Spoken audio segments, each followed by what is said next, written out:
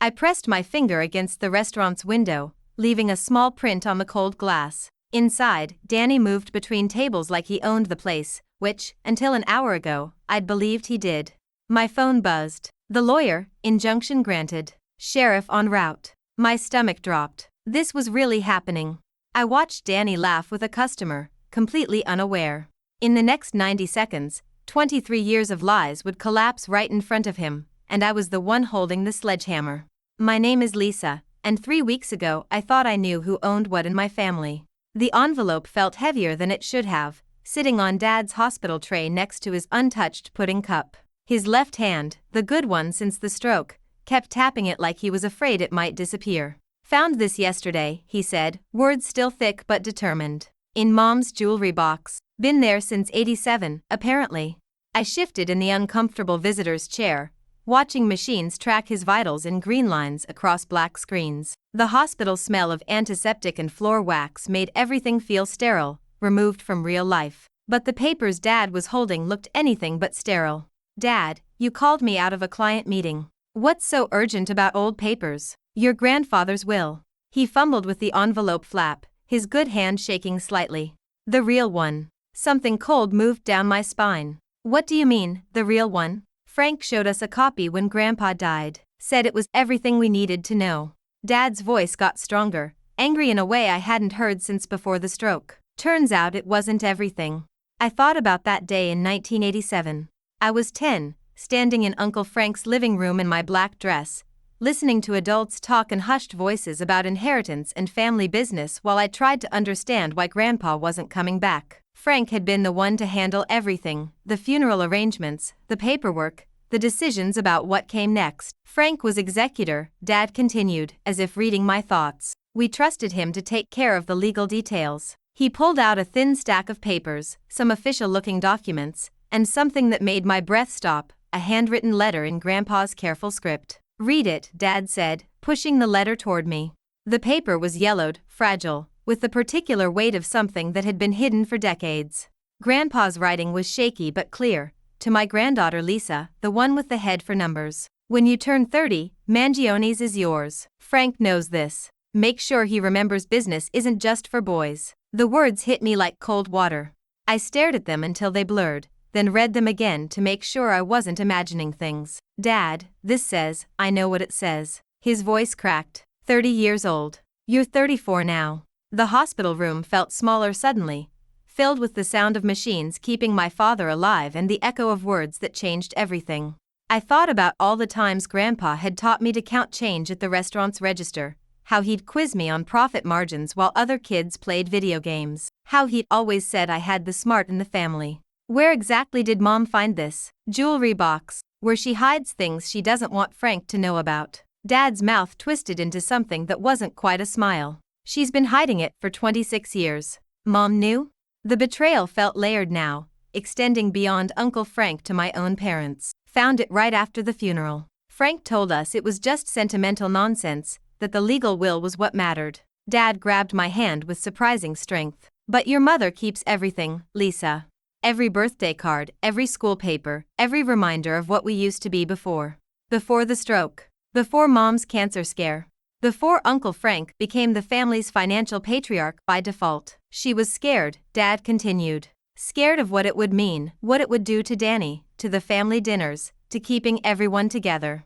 I thought about those family dinners, how Uncle Frank always sat at the head of my grandmother's old table, carving the roast while he talked about Danny's restaurant. How proud he was when Danny expanded the catering business, how he'd beam when people complimented the food. How I'd smile and ask for recipes while something indefinable gnawed at my chest. The legal will, I said slowly. Do you have that too? Dad nodded toward the envelope. Bottom of the stack. Frank's version and the original from the lawyer's office. Mom drove all the way to Westfield yesterday to get copies. I found the documents, spread them on the narrow hospital tray. The differences were subtle but devastating. Frank's version mentioned the restaurant going to the next generation to carry on the family tradition. The original was specific. To my granddaughter Lisa Marie Santangelo when she reaches the age of 30 years, having demonstrated the business acumen this family requires. He changed it, I whispered. Or buried the part that mattered. Dad's eyes were sharper than they'd been in months. Lisa, I trusted my brother. When Mom got sick, when we needed money for treatments, Frank helped. Said it was family looking out for family. The debt. I remembered those years when I was in college, how my parents suddenly couldn't afford to help with tuition, how Mom stopped buying herself new clothes and started shopping at discount stores, how Uncle Frank would show up with checks and grocery bags, playing the generous older brother while subtly reinforcing how much we owed him. How much did he help with? I asked, though I was starting to dread the answer. $60,000, over 2 years. Dad's voice was barely audible. Said it was family money, that we'd pay him back when we could, no rush. Family money. My money, probably. Profits from a restaurant that legally belonged to me, being loaned back to my parents like Frank's personal charity fund. I thought about the Henderson account I'd rushed through this morning to get here, how I'd explained to my boss that it was a family emergency, how I'd driven 40 minutes to sit in the sterile room and discover that my entire understanding of my family's structure was built on lies. Dad, why are you showing me this now? After all these years? He was quiet for a long moment, staring at his paralyzed right hand resting on the white hospital blanket. When he spoke again, his voice carried a weight I'd never heard before. Because I'm dying, sweetheart. Maybe not today, maybe not next month, but this stroke. It's not the kind you come back from completely. He met my eyes. And your mother's getting older, getting more scared of confrontation. And Frank's been making noises about selling the restaurant, cashing out Danny's inheritance while the commercial real estate market's good. Selling it? The idea hit me like a physical blow. That whole block's going upscale. Condos, boutique shops, artisanal coffee places. Dad's voice carried bitter knowledge. Commercial properties worth 3 times what it was when Grandpa died. If Frank sells what's legally yours without telling you, there won't be anything left to fight about. I felt something shift inside my chest, like a lock finally turning. All those years of feeling like the family afterthought, the one whose career didn't really matter because she wasn't building the family business, the one whose financial struggles were just part of being a working mother, not worth the family's attention or assistance. What do you want me to do? I asked. I want you to take what's yours, Dad said simply. But Lisa, be careful. Frank's not going to just hand over 30 years of control. And Danny. He trailed off, looking older than his 68 years. What about Danny? Danny thinks he earned that restaurant. And in some ways, he has. He's worked there since he was 16, learned every aspect of the business, built relationships with suppliers and customers. Dad's expression was pained. This is going to destroy him. I looked at the letter again, at Grandpa's words about me being the one with the head for numbers. I thought about my cousin Danny, confident and successful, talking about expansion plans and profit margins like he was born to it. How he'd transformed a simple Italian restaurant into a thriving business with catering contracts and weekend wedding receptions. Dad, have you told Mom we're having this conversation? He shook his head. She's terrified of what it might do to the family. Says some truths are too expensive to tell, that maybe it's better to let sleeping dogs lie. But some lies, I was beginning to understand, were too expensive to keep. They cost you years of feeling less than, years of accepting financial struggle while someone else profited from what should have been yours. I folded the papers back into the envelope, my hands steadier than I expected. The weight of them felt different now, not just old documents, but proof of a future that had been stolen and might still be reclaimed. I need to think about this, I said. Don't think too long, Dad warned, his voice carrying new urgency. Frank's meeting with that realtor from Boston next Tuesday. Mom overheard him on the phone. Walking to my car in the hospital parking lot, I felt like I was carrying a bomb. The envelope sat heavy in my purse, full of words that could explode my family's version of itself. But as I drove home through traffic, past the familiar landmarks of my childhood, the ice cream stand where Grandpa used to take me, the intersection where the old movie theater used to be, I realized something else. I was tired of being the supporting character in other people's stories. The restaurant was mine. Had been mine for 4 years already. It was time to stop pretending otherwise. I sat in my car outside the hospital for 20 minutes, engine off, staring at the envelope like it might explode. 3 times I reached for my phone to call David, and 3 times I stopped. How do you explain that your entire understanding of your family was wrong? When I finally drove home, the house felt different. Same colonial kitchen, same breakfast dishes in the sink, same school permission slips stuck to the refrigerator with alphabet magnets. But now I knew there was money, my money, that could have fixed the leaking roof, could have paid for Jake's summer camp, could have meant David didn't have to work weekends to make ends meet. "You're early," David said, looking up from his laptop at the kitchen table. He was working from home again, trying to finish a project proposal before dinner. "How's your dad?" "Better." I set my purse on the counter, the envelope inside feeling radioactive. "David, I need to tell you something." He closed the laptop, recognizing the tone. After 8 years of marriage, he knew the difference between ordinary news and life-changing conversations. I pulled out Grandpa's letter first, placed it on the table between his coffee mug and my stack of bills. "Read this." David scanned the handwritten words, his expression shifting from curiosity to confusion to something approaching shock. "Lisa, what does this mean?" "It means I own Mangiones. Have owned it since I turned 30. The words felt strange in my mouth, like speaking a foreign language. "Uncle Frank has been lying about it for 4 years. David read it twice more, then looked up at me with an expression I'd never seen before, like he was seeing me for the first time. "For years," he said quietly. "You've owned it for 4 years. Legally, yes." I sat down across from him, suddenly exhausted. "But I didn't know." "None of us knew. Frank buried it." "Jesus, Lisa." David ran his hands through his hair, the gesture he made when his engineering brain was trying to calculate impossible variables. "Do you know what this means? Financially, I mean?" I'd been trying not to think about it. "No, I mean really think about it." He grabbed a pen, started scribbling numbers on the back of an envelope. "Mangiones has been profitable for years. If you own it, you've been owed distributions, profits, oversight of major decisions." The kitchen felt too small suddenly. Through the window, I could see our neighbor Mrs. Chin pulling weeds in her perfect garden, living her uncomplicated life where families didn't steal from each other. "How much money are we talking about?" David asked. "I don't know. I'd have to see the books." "Ballpark." I thought about the numbers I'd heard Danny mention at family gatherings. Revenue, expansion costs, the new catering contracts. Maybe 20,000 a year in distributions. Maybe more. David's pen stopped moving. 20,000. Times 4 years. $80,000. The number hung in the air between us like a physical thing. We sat in silence, both of us staring at that figure. $80,000 was Jake's college fund.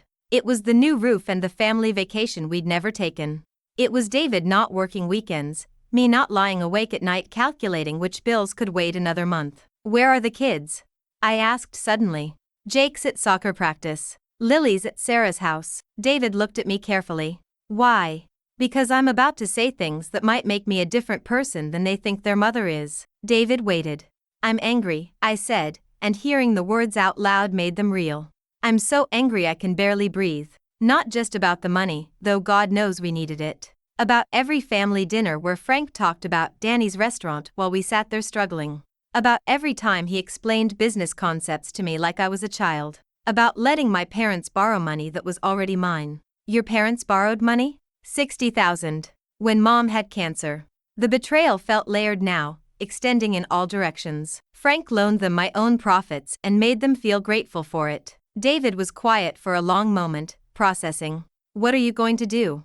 The question I'd been avoiding since I left the hospital. I looked around our kitchen, at the grocery list held up by a magnet advertising Jake's Pizza fundraiser, at the stack of bills I'd been juggling all month, at David's laptop where he'd been working on yet another weekend project to make ends meet. "I don't know," I admitted. "But I know I can't pretend I don't know." "You could talk to Frank first. Maybe there's an explanation." "There's no explanation for hiding someone's inheritance for 4 years. Maybe not. But Lisa, think about what this means for Danny. For the people who work there.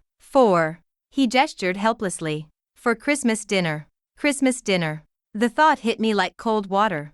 Uncle Frank carving the turkey at Mom's dining room table, Danny bringing homemade tiramisu from the restaurant, everyone talking about family traditions and staying connected. What happened to all of that if I claimed what was mine? "I can't base legal decisions on Christmas dinner," I said. "I'm not saying you should. I'm saying that once you start this, you can't take it back." My phone buzzed with a text from my sister-in-law. Jake forgot his cleats. "Can you bring them to practice?" Real life, intruding on the crisis. I looked at the envelope on the table, then at David's worried face. "I need to take Jake his cleats," I said. "Then I need to figure out what the hell I'm supposed to do with this." At the soccer field, I sat in my car watching Jake run drills with his teammates. He looked so young, so uncomplicated, focused entirely on keeping the ball between the orange cones. I thought about the college fund David and I had been contributing to in $20 increments, about the conversations we'd had about in-state versus out-of-state tuition, about whether we could afford to help him at all. My phone rang. Mom's number. Lisa, honey, your father told me about your conversation today. I closed my eyes. Mom, I know you're upset. I know this is a shock, but I need you to understand something. Her voice carried a pleading quality I'd rarely heard. When we found those papers after Grandpa's funeral, you were just a baby. 10 years old. Frank said we should wait, let you grow up, see what kind of person you became before complicating your life. 26 years, Mom. You waited 26 years. We were scared. The admission came out small, defeated. Scared of what it would do to Danny, to Frank, to keeping everyone together. You know how Frank gets when he thinks someone's questioning his judgment. I knew exactly how Frank got. The raised voice, the condescending explanations, the way he made you feel like an ungrateful child for questioning his decisions. And then when you got married, when you had the kids, you seemed happy, Mom continued. We thought maybe it was better to leave things as they were. While Frank got richer and we struggled to pay our mortgage. Silence on the other end of the line. Finally, I'm sorry, sweetheart. I'm so sorry. The apology hit harder than anger would have. My mother, who'd spent her life keeping peace at any cost, finally admitting that maybe peace had cost too much. Mom, I need to see those original documents. All of them. I know. I have everything ready for you. But Lisa. Her voice broke slightly. Be careful how you handle this. Once families break apart over money, they don't always come back together. After practice, Jake climbed into the car sweaty and grass-stained, chattering about a goal he'd almost scored and whether Coach Martinez would start him in Saturday's game. Normal kid problems in a world that had suddenly become much more complicated. Mom, you're quiet, he said as we pulled out of the parking lot. Just thinking about work stuff. Is that why you looked sad at breakfast? Lily had asked the same question the day before. My children were reading my stress, absorbing it into their small worlds where parents were supposed to have everything figured out. Sometimes grown-ups have to make difficult decisions, I said carefully. But it's nothing for you to worry about. At home, David was making dinner, grilled cheese and tomato soup, the meal he defaulted to when his mind was elsewhere. The envelope still sat on the kitchen table, radioactive with possibility. Any conclusions? He asked as Jake ran upstairs to shower. Just more questions. I picked up the envelope, felt its weight again. David, what if I'm being selfish? What if claiming this inheritance destroys people I love? What if not claiming it means you never get to be who you're supposed to be? The question stopped me cold. Who was I supposed to be? For 34 years, I'd been the responsible one, the one who didn't rock the boat, the one who accepted whatever role the family assigned her. The supportive niece, the grateful daughter, the understanding wife who never quite had enough. I need to see those books, I said finally. I need to know exactly what Frank has been doing with my inheritance. David nodded. And then? And then I'm going to find out what kind of person I really am. That night, after the kids were in bed, I sat at the kitchen table with my laptop, researching restaurant ownership laws and inheritance disputes. The more I read, the clearer it became. I had a case. A strong one. But as I scrolled through legal websites and precedent cases, one thought kept recurring. Tomorrow, I would have to look at my family with new eyes. I would have to decide whether being right was worth the price of being alone. My phone buzzed with a text from an unknown number. This is Danny. Dad said you and Uncle Tony had some kind of meeting today. Everything okay? Uncle Tony. Danny still called my father Uncle Tony, still thought of him as the younger brother who needed Frank's guidance, still had no idea that tomorrow might change everything he thought he knew about his life. I stared at the text for a long time, then turned off my phone without responding. Some conversations, I was learning, required more preparation than others. I decided to confront Frank at the restaurant. Not his house, where he could control the environment and play host. Not my house, where my children might overhear something that would change how they saw their family forever. At Mangione's, during the Tuesday lunch rush, where he couldn't yell or make a scene without risking the business reputation he'd spent decades building.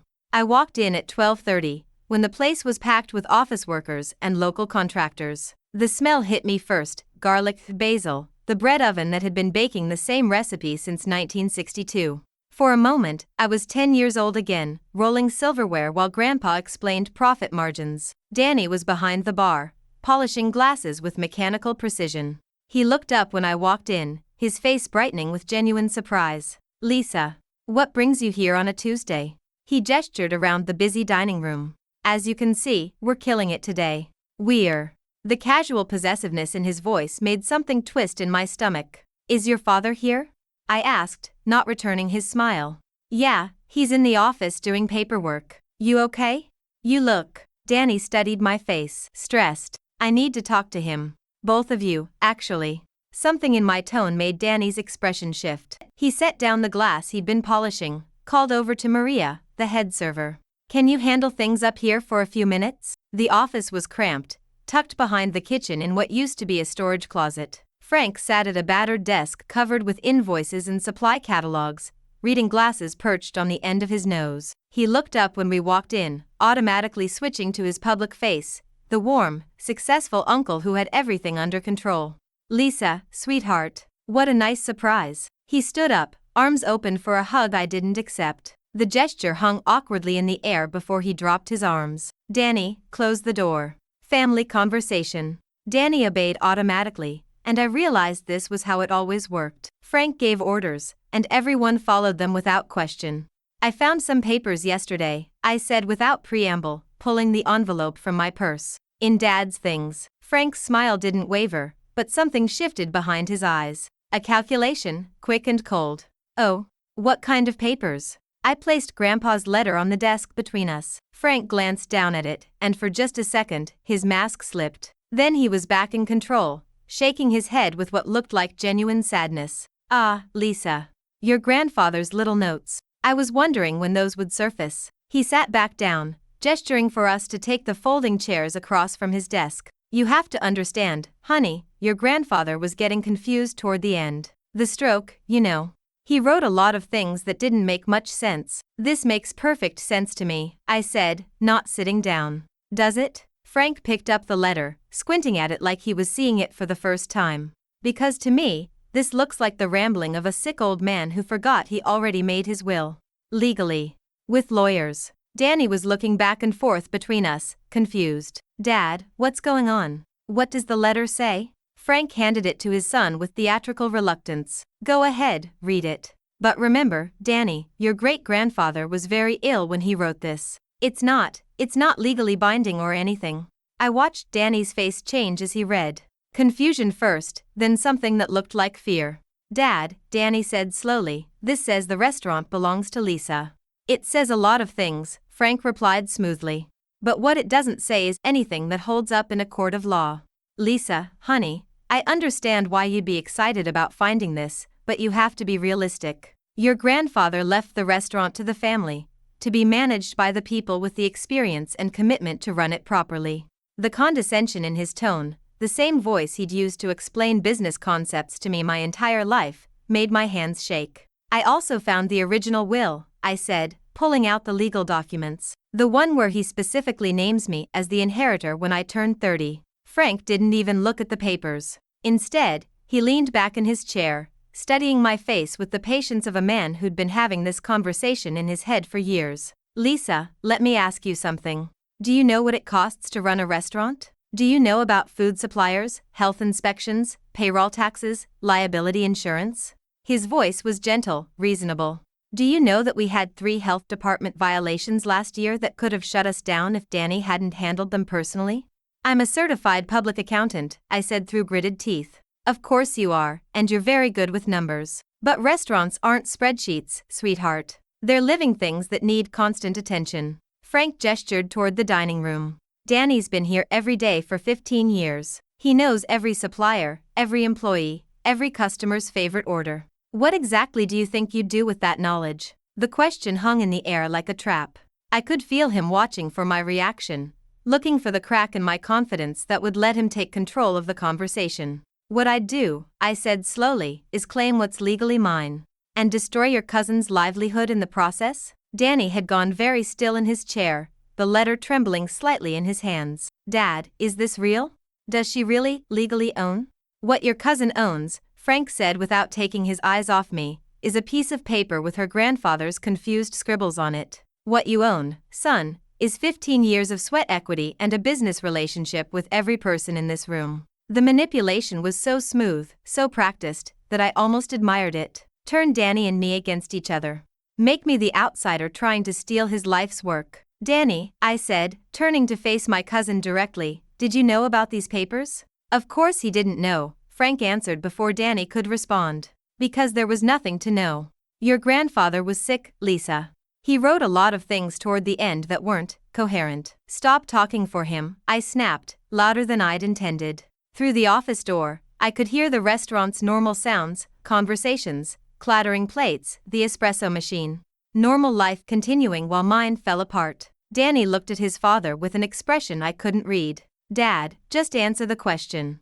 Are these papers legitimate or not? Frank was quiet for a long moment, his fingers drumming against the desk. When he spoke again, his voice had lost its warm facade.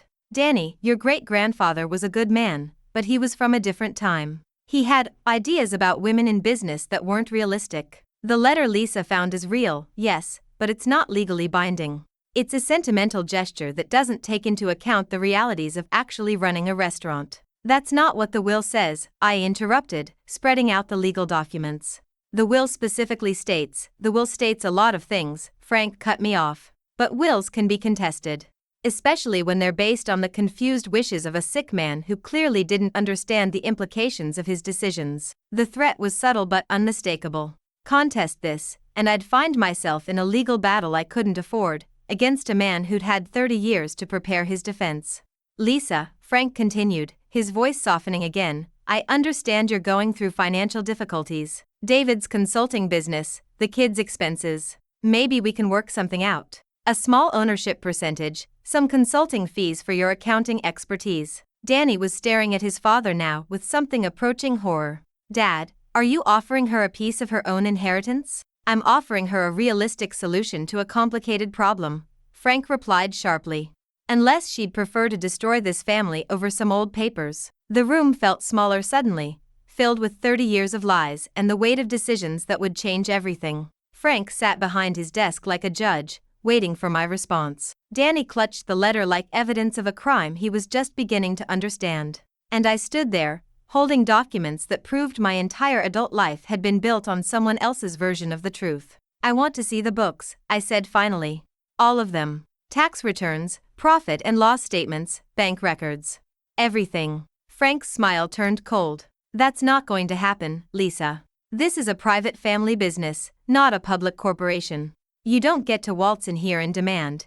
I get to waltz in here and demand whatever I want, I said, my voice rising again. Because it's my restaurant. The words echoed in the small office, final and irrevocable. Frank's mask slipped completely now, revealing something hard and calculating underneath. Your restaurant? He laughed, but there was no warmth in it. Honey, you don't know the first thing about running a restaurant. You'd have this place bankrupt in 6 months, then maybe I should sell it instead.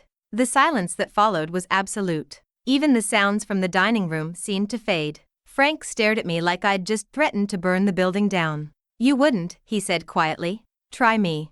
Danny stood up suddenly, his chair scraping against the floor. I need some air. He pushed past me toward the door, then stopped. Dad, I want to see those books too. Then he was gone, leaving Frank and me alone in the cramped office, staring at each other across 30 years of buried truth. This conversation isn't over, I said, gathering my papers. No, Frank agreed, his voice carrying a promise that sounded more like a threat. It's not. I found Danny in the parking lot, leaning against his BMW with his hands pressed against his eyes. The lunch crowd was starting to thin out, office workers heading back to their cubicles and construction crews to their job sites. Normal people living normal lives where families didn't implode over lunch hour. How long have you known? He asked without looking up. Since yesterday. I stayed by my car, giving him space. My dad found the papers in Mom's things. Danny finally looked at me, and I saw something I'd never seen in my confident cousin before, complete uncertainty. 24 years, Lisa. I've been managing this place thinking it was mine for 24 years. You didn't know. That's not your fault, isn't it? He pushed himself off the car, started pacing between the white parking lines. All those years, all the decisions I made, the loans I took out, the employees I hired. Jesus, Lisa, I mortgaged my house last year to pay for the new kitchen equipment. The information hit me like cold water. You mortgaged your house? $40,000 loan, secured against both the house and the restaurant's assets. Danny's voice cracked. Against assets that belong to you. I felt sick. Danny, no, you don't understand. He stopped pacing, faced me directly. When I bought the house in 2018, Dad said I should leverage the restaurant as collateral. Said it was smart business, using one asset to build another. I trusted him. The implications were staggering. Danny hadn't just been managing my inheritance, he'd been risking it, using it as security for personal investments I'd never approved. Where is the house? Brookfield. 4 bedrooms, pool, half-acre lot. His laugh was bitter. The American dream, built on stolen property. Through the restaurant's front window, I could see Frank moving between tables, greeting customers with his public smile, playing the successful businessman while his son fell apart in the parking lot. I need to know everything, I said. Every loan, every investment, every decision made with the restaurant's assets. Danny nodded slowly. The books are at my house. Dad keeps copies there for tax planning. He looked at me with something approaching desperation. Lisa, if you take the restaurant back, if you demand immediate ownership transfer, I lose everything. The house, the business, probably my marriage too. Your marriage? Jennifer doesn't know about any of this. She thinks we built our life through hard work and smart investments. Danny's voice was getting smaller. She thinks I'm successful because I earned it. I thought about my cousin's wife, Jennifer, with her perfect highlights and her luxury SUV. How she'd bragged at last Christmas about the vacation they'd taken to Italy, the kitchen renovation they were planning. How she'd asked me, with barely concealed pity, if David and I ever got away without the kids. Danny, I'm not trying to destroy your life. But you are, though. He said it matter-of-factly, without anger. Maybe not intentionally, but that's what's going to happen. I can't give you back 24 years of profits I didn't know belonged to you. I can't undo loans I took in good faith. I can't. He trailed off, staring at the restaurant's facade. We can figure this out, I said, but even as I said it, I wasn't sure how. Can we? Danny pulled out his phone, scrolled through his contacts. I need to call my lawyer. And my accountant. And probably my marriage counselor. He started to walk away, then stopped. Lisa, I know this isn't your fault. I know Dad lied to both of us. But I need you to understand something. He turned back to face me. When you take back what's yours, you're not just taking it from him. You're taking it from me, from my kids, from Jennifer, from the 22 people who work here and count on their paychecks. The weight of responsibility settled on my shoulders like a lead blanket. This wasn't just about reclaiming my inheritance anymore. It was about destroying or preserving other people's lives, other people's dreams built on the foundation of Frank's lies. I'll call you tonight, Danny said. After I talk to Jennifer. After I figure out what the hell I'm going to tell her. He got in his BMW and drove away, leaving me alone in the parking lot with the sound of traffic and the smell of bread from the restaurant's kitchen. Through the window, I could see Frank watching me, calculating his next move. My phone buzzed with a text from David, kids asking when you'll be home. Everything okay? Nothing was okay. Everything I'd thought I knew about my family was a lie, and claiming what was rightfully mine meant destroying people I loved. I drove to Mom's house without calling first, knowing she'd be home from her Tuesday volunteer shift at the library. I found her in the garden, pulling weeds from her flower beds with the mechanical precision of someone trying to keep busy while her world fell apart. How did it go? She asked without looking up.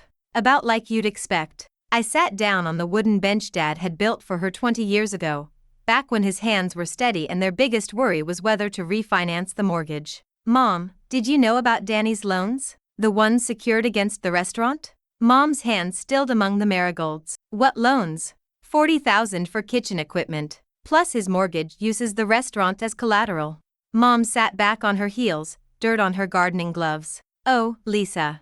I had no idea. Frank did. He encouraged it. That bastard.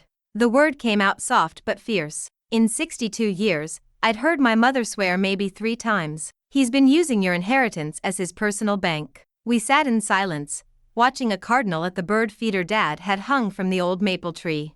Normal life continuing while our family's foundation cracked beneath us. What are you going to do? Mom asked finally. I don't know. If I claim full ownership, Danny loses his house. If I don't, Frank keeps stealing from me. I picked at a splinter in the bench's arm. There's no option that doesn't hurt people I care about. Frank hurt them, Mom said firmly. Not you. Frank created this situation by lying for 24 years. But I'm the one who has to fix it. Mom stood up, brushed dirt from her knees. Lisa, your grandfather left that restaurant to you because he believed you had the wisdom to handle it properly. Maybe that wisdom includes finding a solution that protects Danny while still claiming what's yours. Like what? I don't know, sweetheart. But I know you'll figure it out. She squeezed my shoulder with her dirt-stained glove. You're smarter than all of them. You always have been.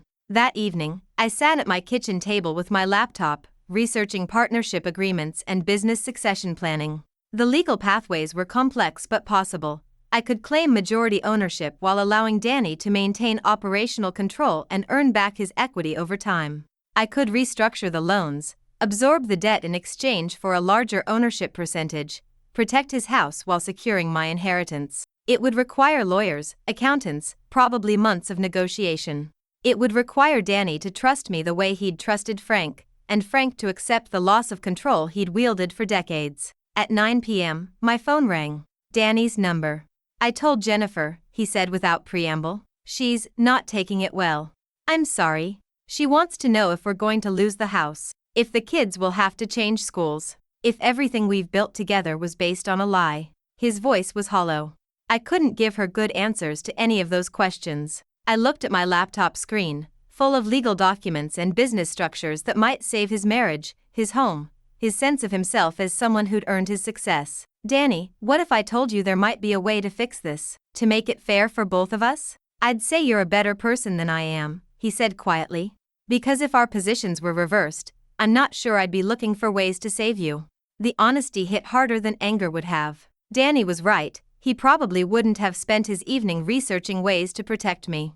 He would have called lawyers, demanded immediate restitution, fought for every dollar he was owed. Maybe that would have been smarter. Maybe trying to save everyone was going to end up saving no one. I'll call you tomorrow, I said. After I talked to a lawyer. Lisa? Danny's voice was soft. Thank you. For trying to find a solution instead of just taking what's yours. After I hung up, I sat in my quiet kitchen, surrounded by the evidence of my normal life, kids' artwork on the refrigerator, grocery lists, David's laptop charging on the counter. In a few hours, I would cross a line that would change everything forever. But tonight, for just a little longer, I could pretend that families didn't betray each other, that love was enough to overcome decades of lies, that doing the right thing didn't sometimes require destroying the people you cared about most. Tomorrow, I would become someone new, someone who fought for what was hers. Tonight, I grieved for the person I used to be. I stood outside Mangioni's at 6:30 a.m. on a Tuesday, key in hand, watching the empty restaurant through windows that needed cleaning. My restaurant. The words still felt foreign in my mind, like trying on clothes that didn't quite fit. 3 weeks of legal preparation had led to this moment. Documents filed, injunctions prepared, ownership transfers ready to execute. But first, I needed to do something that had nothing to do with lawyers. I needed to look Frank in the eye while I took back what was mine. The key still worked, the one Grandpa had given me when I was 16 and rolled silverware during summer breaks. I let myself into the dark dining room, breathing in 37 years of accumulated cooking smells and family history. I chose table 12 deliberately, the corner booth where we'd celebrated every birthday, graduation, and promotion since I was small, where Frank had always sat at the head, carving turkey and dispensing family wisdom like a benevolent patriarch. Today, I sat where he usually sat. Frank arrived at 7:15, his Tuesday routine unchanged for decades. Coffee first, then checking the register and reviewing yesterday's receipts. He moved through the darkened restaurant with the confidence of ownership, which made his shock when he saw me sitting there all the more satisfying. "We're closed," he said automatically, then stopped cold. "Lisa, what the hell are you doing here?" "Waiting for you." I gestured to the seat across from me. "Sit down, Uncle Frank. We need to talk." He stayed standing, coffee cup frozen halfway to his lips. "The meeting's at 10. With lawyers present. You can't just, I can do whatever I want," I said quietly. "It's my restaurant." The words hung in the air between us like a declaration of war. Frank's face went through a series of expressions, surprise, anger, calculation, before settling on the condescending patience I knew so well. "Lisa, sweetheart, you're upset. I understand that. But you need to think about what you're doing here." He sat down across from me, leaning forward with his most reasonable voice. This isn't just about you and me. This is about Danny, about 22 employees, about a family legacy that's bigger than any individual claim. Is that what you told yourself for 24 years? I pulled out Grandpa's letter, spread it on the table between us. That stealing my inheritance was somehow noble? I didn't steal anything. The mask slipped slightly, revealing something harder underneath. I preserved something. That restaurant was dying when your grandfather left it to a 10-year-old child. I turned it into a success. You turned it into your success. My voice was steadier than I'd expected. Using my money, my inheritance, my legal right to make decisions about my own property. Frank's jaw worked silently. When he spoke again, his tone had shifted to something more dangerous. You want to know the truth, Lisa? Fine. Here's the truth. He leaned back in his chair, studying my face. You weren't ready. You're still not ready. You think managing spreadsheets for other people's businesses makes you qualified to run a restaurant? You think your accounting degree gives you the first clue about supplier relationships, health department inspections, staff management? I think it gives me the right to try. The right to fail, you mean? Frank's voice was getting louder, more aggressive. The right to destroy something I've spent 3 decades building because you found some sentimental papers in your father's things. The front door chimed, and Danny walked in looking like he'd aged 5 years in 3 weeks. He saw us at table 12 and hesitated, probably recognizing the tension from across the room. Danny, I called out. Come sit with us. He approached slowly, his usual confidence replaced by careful uncertainty. Is this where we're having the showdown? This is where we're having the conversation that should have happened 24 years ago, I said. Danny sat down, glancing nervously between his father and me. Frank immediately shifted into protective mode. Son, I want you to listen very carefully to what I'm about to say. Your cousin is making a mistake that's going to hurt all of us. He gestured around the dining room. She wants to take control of something she doesn't understand, based on papers that may not even be legally binding. They're legally binding, I said. My lawyer confirmed it yesterday. Your lawyer? Frank's voice dripped contempt. How much is this legal crusade costing you, Lisa? How much are you spending to destroy your own family? The question hit exactly where he'd aimed it. 3 weeks of legal consultations had already cost me more than I could afford. Money that should have gone to Jake's orthodontist and Lily's dance classes. It's costing me less than you've stolen over the past 4 years, I replied. I haven't stolen anything. Frank's voice boomed through the empty restaurant. I've invested, I've managed, I've grown this business into something worth having. And now you want to tear it down because you feel entitled to something you never earned. Something I legally own, I corrected. Something that belonged to me whether I earned it or not. Danny had been quiet through our exchange, but now he cleared his throat. Dad, I need to ask you something directly. Did you know about these papers when I started managing the restaurant? Frank's expression hardened. Danny, don't let her manipulate you into questioning. Did you know? Danny's voice cut through his father's deflection like a knife. The silence stretched between us. Finally, Frank's shoulders sagged slightly. I knew, he admitted. But son, you have to understand, I don't have to understand anything. Danny's voice was quiet but final. You let me build my entire adult life on a lie. I let you build your life on an opportunity. Frank snapped back. An opportunity that wouldn't have existed if we'd handed a failing restaurant to a child. She's not a child now, Danny said. She hasn't been a child for 24 years. I watched my cousin choose sides in real time, saw him wrestling with decades of loyalty to his father against the simple reality of what Frank had done to both of us. Danny, I said carefully, I want you to know that whatever happens here today, I'm not trying to destroy your livelihood. You've earned your place here through 15 years of work. That matters to me. Frank stood up abruptly, his chair scraping against the floor. Don't be foolish, son. She's offering you crumbs from a table that should have been yours all along. It was never supposed to be his table, I said, standing to face Frank directly. It was supposed to be mine.